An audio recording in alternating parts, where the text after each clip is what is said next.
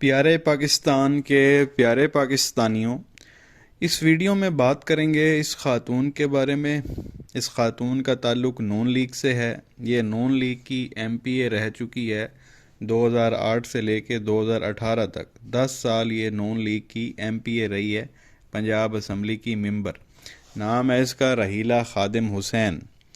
اب پیارے پاکستانیوں، جیسا کہ آپ کو معلوم ہے کہ تعلیم، آگاہی، شعور اور نون لیگ کا جو ہے وہ اٹ کتے دا ویر ہے۔ نون لیگ کے جو لوگ ہیں، جو اس کے سپورٹرز ہیں، وہ کتنے پڑھے لکھے ہیں وہ آپ کو اچھی طرح سے معلوم ہے۔ اب اسی طرح کا جو ہے وہ ایک معاملہ ہوا ہے۔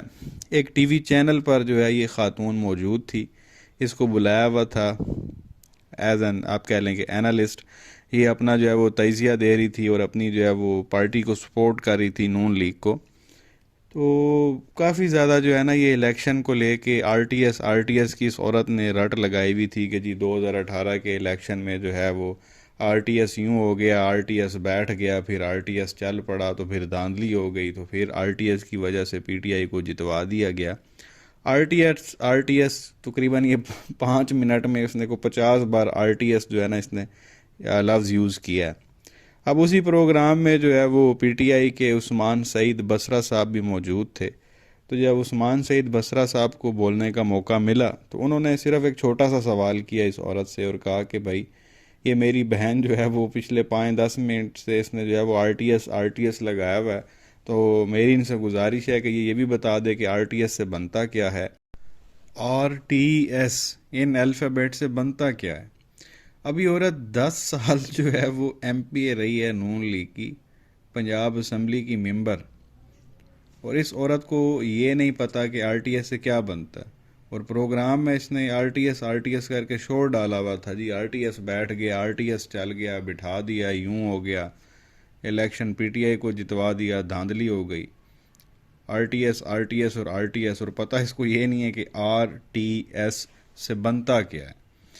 اب میرے خیال میں بچے کو پتہ ہے آج کل، تو خان صاحب نے اتنا ہی جو ہے وہ شعور دے دیا ہے۔ آر ٹی ایس بیسیکلی یہ ہوتا ہے کہ یہ ریزلٹس ٹرانسمیشن سسٹم ہوتا ہے۔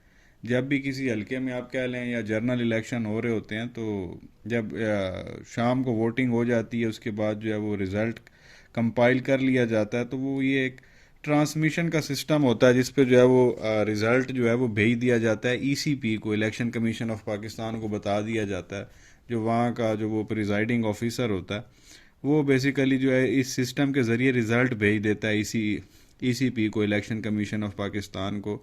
اس میں ساری جو ہے وہ ڈیٹیلز موجود ہوتی ہیں کہ بھائی اس حلقے میں ٹوٹل ووٹر کتنے تھے، مرد کتنے تھی، عورتیں کتنی تھی، ٹرن آؤٹ کتنا رہا، کتنی عورتیں ووٹ ڈالنے آئی، کتنے مرد ووٹ ڈالنے آئے، کتنے کینڈیڈیٹ تھے، کون سا کینڈیڈیٹ جیتا، کون سا پہلے نمبر پہ آیا، کون سا۔ یہ جو پورا رزلٹ کمپائل ہوا وہ ہوتا ہے، وہ اس آر ٹی ایس کے ذریعے الیکشن کمیشن آف پاکستان کو بھیج دیا جاتا ہے۔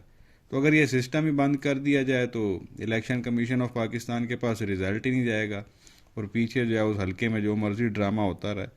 تو یہ بیسیکلی چیز تھی، بڑی بیسک سی، کہ آر ٹی ایس سے بنتا ہے ریزلٹس ٹرانسمیشن سسٹم۔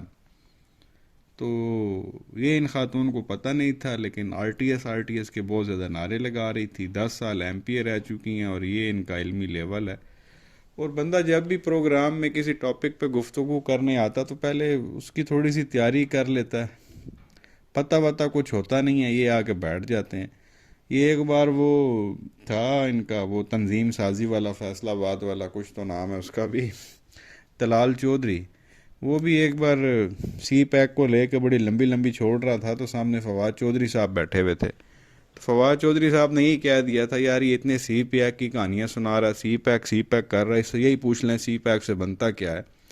تو اس طلال چودھری کو یہ تک نہیں پتا تھا کہ سی پیک سے کیا بنتا ہے۔ یہ ان نون لیگ والوں کا جو علمی لیول ہے، اور طلال چودھری آپ کو پتہ ہے کہ کتنی بار وزیر رہ چکا ہے۔ تو یہ حالات ہیں یہاں پہ۔ تو جب اس طرح کے لوگ ملک پر مسلط ہوں گے تو ملک کا پھر یہی حال ہونا ہے جس وقت ملک کا حال آپ کے سامنے ہے۔ کیا کہیں گے نیچے کمنٹ سیکشن میں اپنی رائے کا اظہار ضرور کریں۔ ویڈیو کو لائک کریں، چینل کو سبسکرائب کریں، بیل آئیکن پر کلک کریں۔ شکریہ۔